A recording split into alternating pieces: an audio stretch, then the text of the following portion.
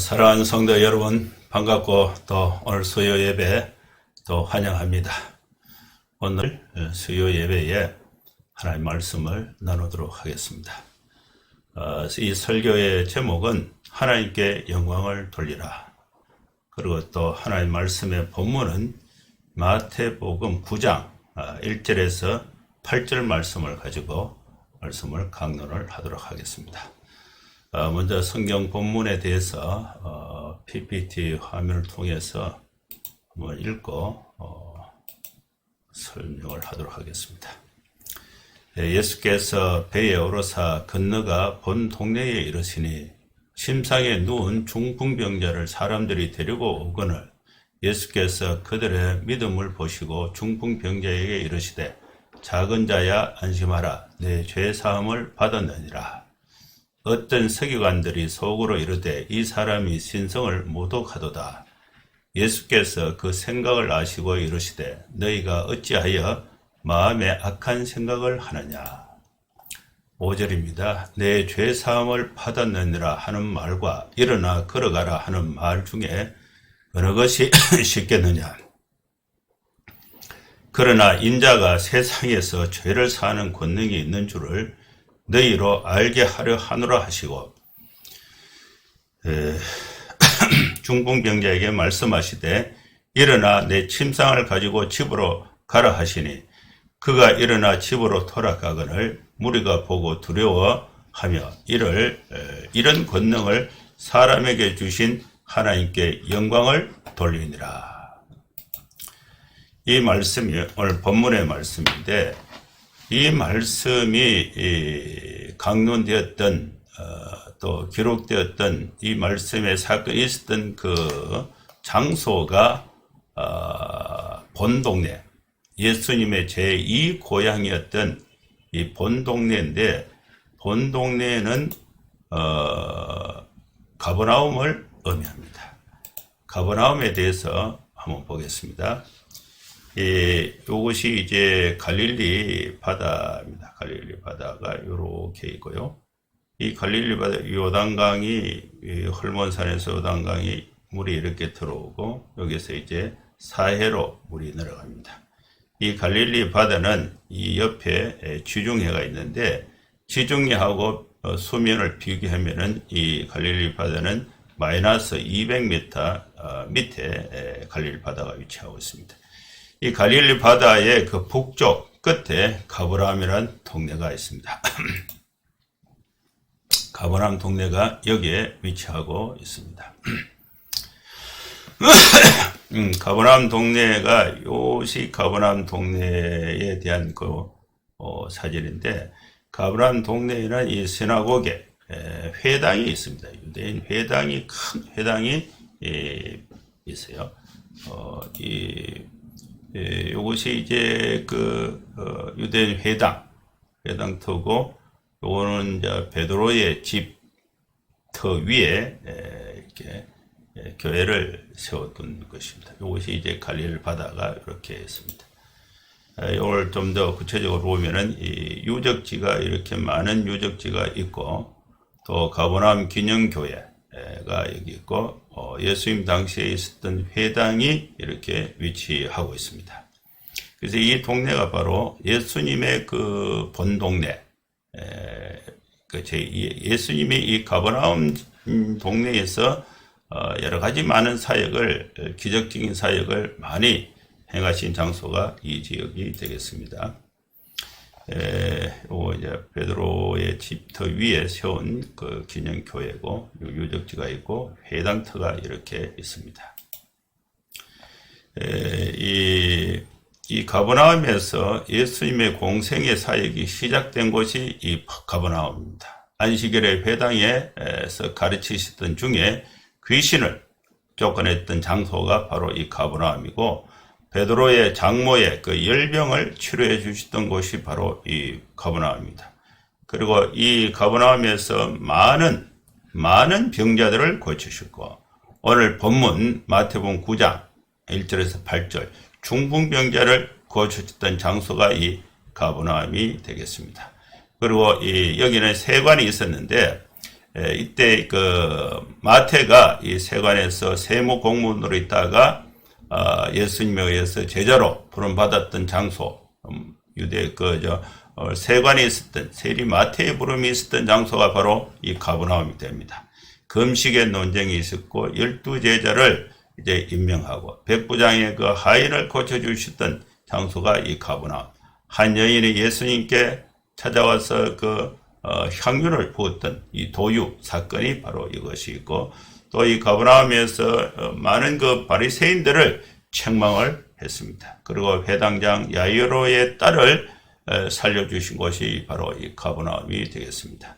혈루증 여인을 치료해 주시고, 그렇게 많은 이 기적과 또 표적을 예수님이 행하시고 많은 병자를 치유하시고 많은 사역이 있었음에도 불구하고 이 가버나움에 있는 이 유대인들은 예수님을 하나님으로 믿지 않았습니다. 그래서 이 가버나움을 책망을 하시기도 했습니다. 이 가버나움의 그 역사를 보면은 이 가버나움은 갈릴리 북쪽에 있는 도시로서 티베리아스에서 갈릴리 호수 동쪽으로 향하는 고대 골란 또 감나 요르단에 이르는 그 도로가 통과하는 그 교통의 요충지가 이 가버나움이 됩니다. 청동기 초기 시대 BC 3000년 전에 처음으로 사람들이 여기에 거주를 하고, 또 가버나움에서 이렇게 3km 떨어진 곳에 긴네렛에 속한 마을이 있습니다. 그리고 이 BC 1200년에서 587년에서 사람이 살지 않다가 BC 5세기에 바벨론에서 돌아오면서 마을이 복원이 되어서 사람들이 살게 되었습니다. 그리고 BC 4세기 3세기에 헬라 시대에 마을이 더 확장이 되었고, 로마 시대에는 로마 제국의 그 주요 도로가 지나가는 도시가 바로 이 가버나움이 되었습니다. 헤롯 빌립과 헤롯 안티파스의 땅의 경계가 되는 도시고, 또 많은 이방인들과 상인들, 유대인들이 왕래했던 그 길목에 가버나움이 위치하고 있었습니다. 또 예수님의 당시에는 이 로마 초기 시대 AD 1세기에는 더욱 규모가 있는 도시가 되었고, 또 도시 중앙에는 큰 유대인 회당이 자리 잡고 있었습니다. 기독교가 가장 왕성하게 번성했던 AD 5세기 비잔틴 시대에는 이 팔각형의 교회가 베드로의 집이다. 팔각형 교회가 있죠. 요 팔각형 교회. 이 교회가 베드로의 집이라 불리우는 그 터 위에 세워지게 됐습니다. 이때 도시는 최고의 전생기를 누리고 있었다. 이 가버나움은 AD 6세기에 이슬람의 침략으로 또 지진으로 파괴가 되었고, AD 7세기, 12세기까지 작은 어촌 마을로 있다가 폐허가 되었습니다. 그런데 이것이 1905년에 도시 발굴이 시작이 된 것이 바로 이 가버나움입니다. 이 가버나움은 예수님의 그 본 동네, 예수님의 제2 고향인데, 카파르나움, 현재의 그 텔 훔이 그 위치에 알려져 있고, 예수님의 그 제2 고향, 또 갈릴리 호수 북쪽 끝에 위치한 동네가 바로 가버나움이 됩니다. 예수님 시대 얼마 전부터 이 예루살렘과 아크레에서 다메섹이죠. 다마스쿠스를 거쳐서 바빌론으로 통하는 주요 중계지로 무역로로서 번성했던 도시, 그리고 예수님의 제자 중에 하나인 세리 마태, 또 이거 가버나움 세관에서 예수님의 제자로 부름을 받았습니다. 그리고 당시 지중해 방면으로 교육과 또 상업이 번창하고 세관이 있었고, 큰 종교 회당이 있었습니다. 세관 문으로 이렇게 들어서면 돌기둥이 늘어져 있는데, 이것은 4세기경에 세워진 회당이 됩니다. 갈릴리에서 가장 큰 2층 회당이 가버나움에 있었고, 1층은 남성이, 2층은 여성의 예배 처소가 되었습니다. 앞쪽에는 이 베드로 장로의 집터 위에 세워진 초기 교회 유적 팔각형 있습니다. 성경에 보면은 예수님은 이곳에서 가난한 자, 약한 자를 위해서 수많은 기적을 베푸셨고 또 문둥병을 치료하고 중풍병자를 환자를 낫게 했습니다. 베드로의 장모의 열병을 고쳐주셨고 마을의 가장 큰 회당 주인의 딸이 죽었는데 이를 다시 살리셨다고 했던 장소가 이 가버나움입니다. 또한 이 장님을 눈뜨게 하고 손이 오그라든 사람을 멀쩡하게 기적을 통해서 치유하셨고 이와 같은 기적에도 불구하고 많은 사람들이 회개하지 않고 믿지 않았기 때문에 예수는 성읍이 몰락할 것이라고 예언을 했습니다. 6세기에 퇴락해서 사람이 살지 않게 된 도시가 바로 이 가버나움이 되겠습니다. 이 본문의 말씀을 이것을 배경으로 해서 본문의 말씀을 좀 요약해서 설명을 하겠습니다. 예수님께서 이제 배를 타고 배에 올라서서 본 동네 가버나움 동네에 도착을 했습니다.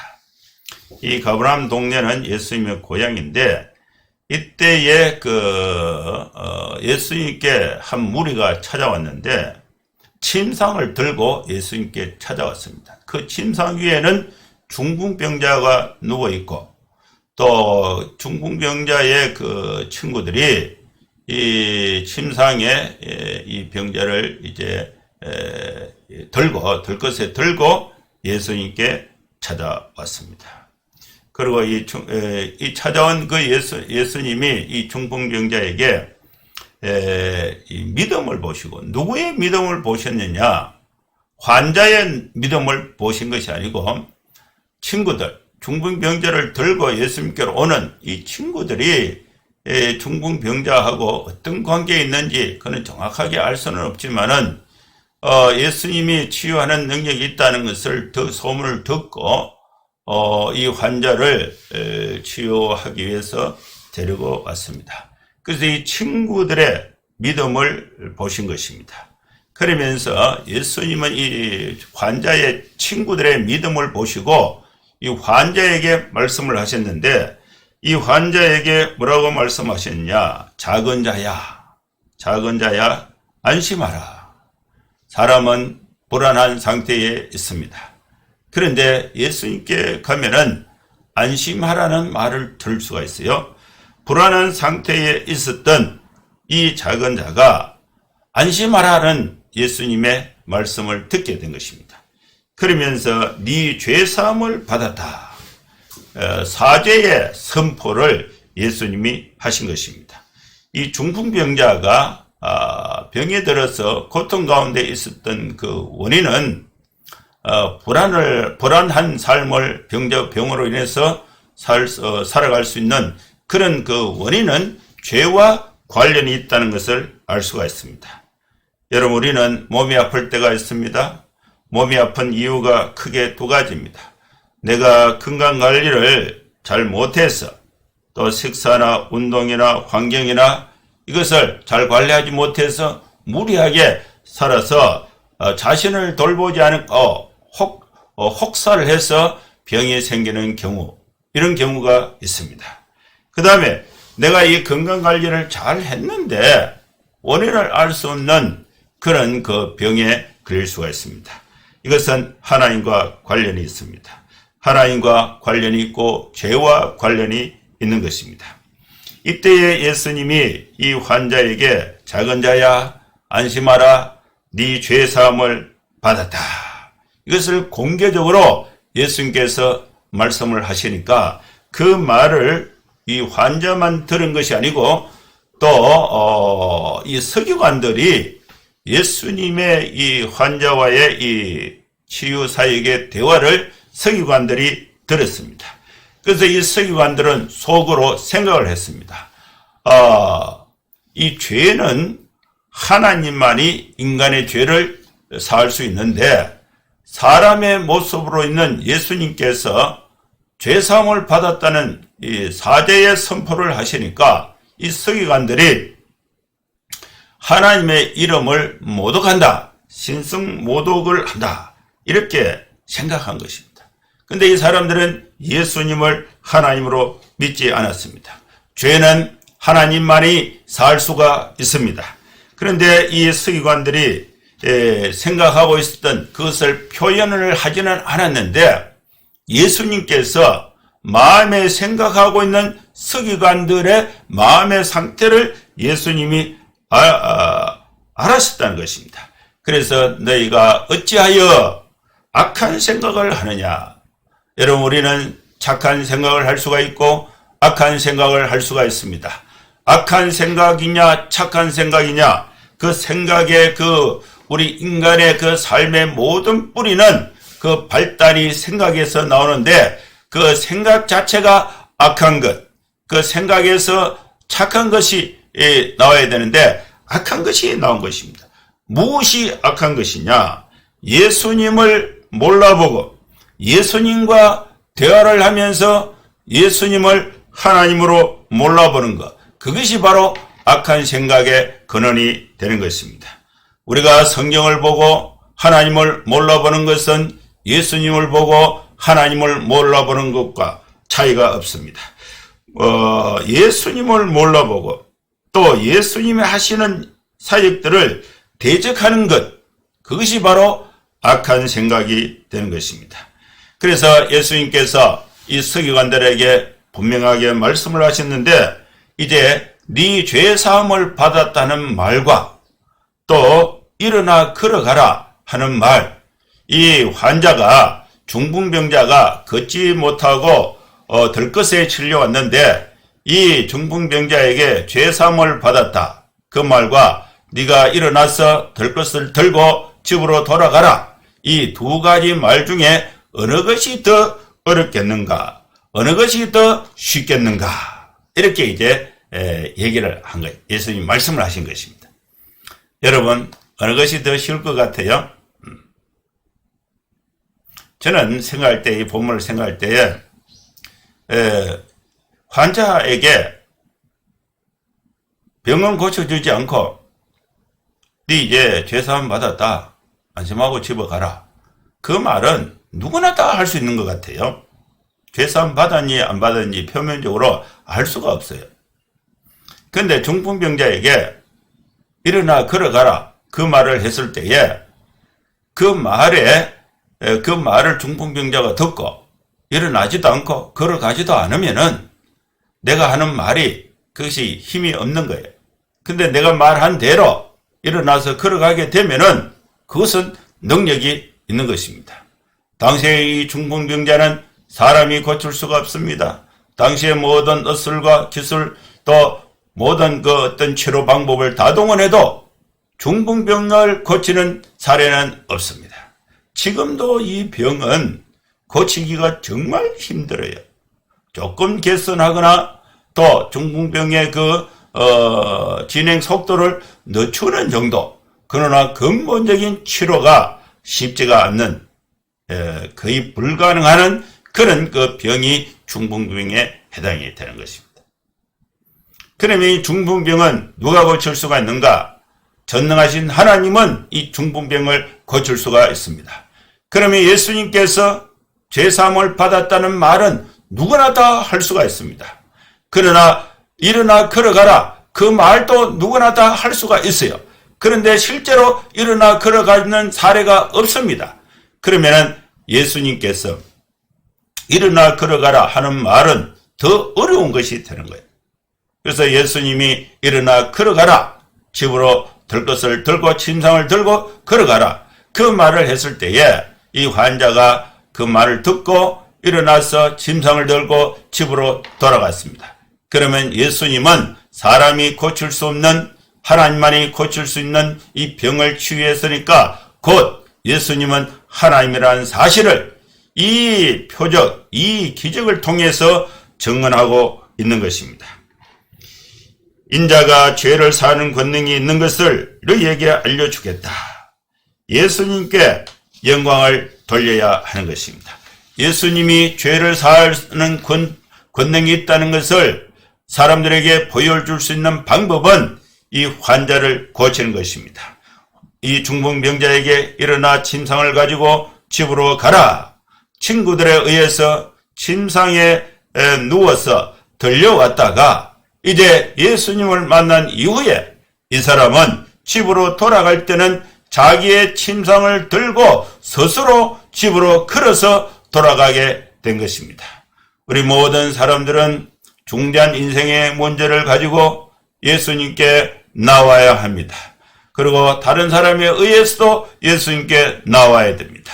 예수님을 진실로 만났던 사람, 이 중풍병자는 죄사함을 받고 또 병의 치유함을 받고 누워서 들것에 다른 사람에 의해서 실려왔다가 예수님 만난 이후에는 집으로 돌아갈 때는 자기의 침상을 들고 일어나서 걸어서 가게 된 것입니다. 이 사건을 보고 무리들이 예수님의 그 사역을 보고 마음의 두려움을 가졌습니다. 그래서 이런 권능을 예수님에게 사람에게 주신 하나님께 영광을 돌린다. 이런 반응을 보이게 된 것입니다. 이 사건을 보고도 사람들은 예수님을 하나님으로 믿지 않았는 것입니다. 믿지 못한 것입니다. 이거 참 어리석은 상태죠. 예수님께 은혜를 받고 하나님께 영광을 돌린다는 것은 여러분 한국 땅에서 돈을 벌어서 돈은 중국에 세금을 갖다 주는 것, 한국 사람이 한국에서 돈을 벌어서 중국에 세금을 갖다 주는 것, 치유는 이 병원에서 받고 감사는 저 병원에 갖다 주는 것, 이거 어리석은 일이에요. 예수님이 이 치유의 사역을 하신 그 이유는, 그 목적은 인자로 하여금 세상에서 죄를 사하는 권능이 있는 줄을 알려주기 위해서 알려주는 그 표적으로서 기적을 보여주신 것입니다. 이 말씀을 우리가 이해해야 하는 것입니다. 이 말씀을 이제 듣고 이에 적용할 이 메시지를 4가지로 요약을 했습니다. 여러분, 사랑하는 성도 여러분, 우리는 사람들로 하여금 스스로 예수님께 나오지 못하는 사람, 중풍병에 걸려서 걷지 못하고 스스로 하나님께 나오지 못하는 사람들을 우리가 힘을 합쳐서 들것에 들고 교회로 예수님께로 데리고 와서 예수님을 만날 수 있도록 우리가 도와야 하는 것입니다. 이것이 이 땅에서 교회의 사명이고 이 땅에서 먼저 예수님을 만나서 구원받은 우리 성도들의 사명이 이 사명이 되는 것입니다. 사랑하는 성도 여러분, 우리는 우리 주변에 하나님 없이 고통 가운데 자기 마음대로 살고 있는 사람들을 어떤 형태로든지 잘 교제해서 여러분 교회로 데리고 오시기 바랍니다. 예수님을 만날 수 있도록 하나님께로 안내하는 역할이 우리의 사명이 되는 것입니다. 우리가 이 말씀을 우리 생활 속에서, 신앙생활 속에서 적용할 수 있기를 축원합니다.